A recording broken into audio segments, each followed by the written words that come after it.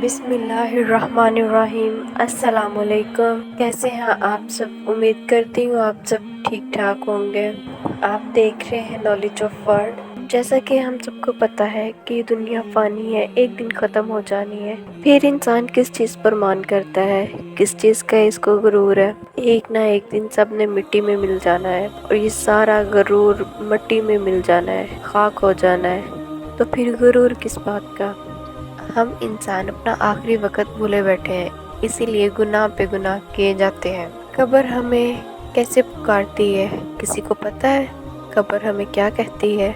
قبر کی پکار۔ حضرت ابو ہریرہ رضی اللہ عنہ فرماتے ہیں کہ ہم ایک مرتبہ حضور اقدس صلی اللہ علیہ وآلہ وسلم کی معیت میں ایک جنازہ کے ساتھ چلے۔ قبرستان میں پہنچ کر حضور صلی اللہ علیہ وآلہ وسلم ایک قبر کے پاس تشریف لے گئے اور ارشاد فرمایا کہ قبر پر کوئی دن ایسا نہیں گزرتا جس میں وہ نہایت فصیح اور صاف آواز کے ساتھ یہ اعلان کہ اے آدم کے بیٹے، تو مجھے بھول گیا۔ میں تنہائی کا گھر ہوں، اجنبیت کا گھر ہوں، میں وحشت کا گھر ہوں، میں کیڑوں کا گھر ہوں، میں نہایت تنگی کا گھر ہوں، مگر اس شخص کے لیے جس پر اللہ تعالیٰ شانہ مجھے وسیع بناوے۔ اس کے بعد حضور صلی اللہ علیہ وآلہ وسلم نے فرمایا کہ قبر جنت کے باغوں میں سے ایک باغ ہے یا دوزخ کے گڑھوں میں سے۔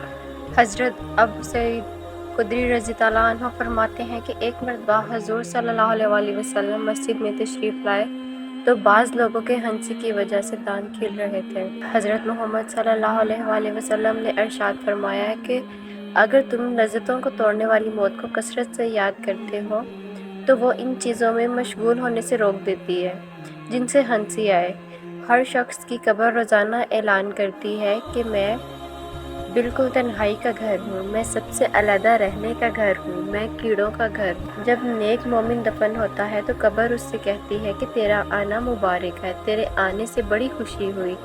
جتنے لوگ میری پشت پر چلتے تھے ان میں تو مجھے بہت پسند تھا، آج تو میرے پاس آیا، طرز عمل تجھے دکھاؤں گی۔ کے بعد وہ اتنی وسیع ہو جاتی ہے کہ جہاں تک مردہ کی نظر جائے وہاں تک زمین کھل جاتی ہے اور ایک کھڑکی جنت میں کھل جاتی ہے جس سے وہاں کی خوشبوئیں، ہوائیں وغیرہ آتی رہتی ہیں، اور جب کوئی بدکار یا کافر دفن ہوتا ہے تو زمین اس سے کہتی ہے کہ تیرا آنا بڑا نامبارک ہے، تیرے آنے سے بہت جی برا ہوا۔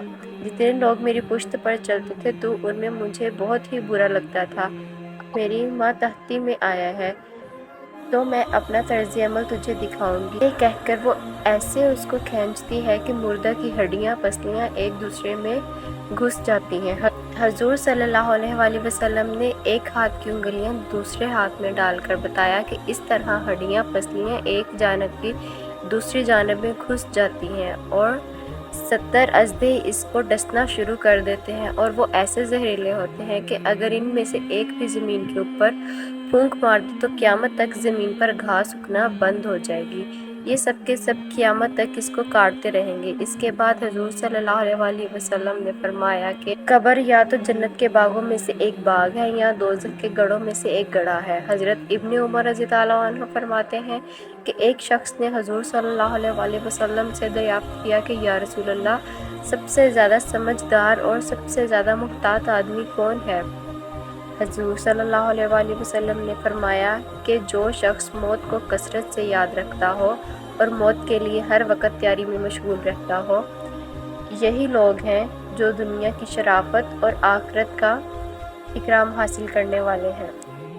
امید کرتی ہوں آپ کو یہ ویڈیو پسند آئی ہوگی، آپ کے لیے انفارمیٹیو رہی ہوگی۔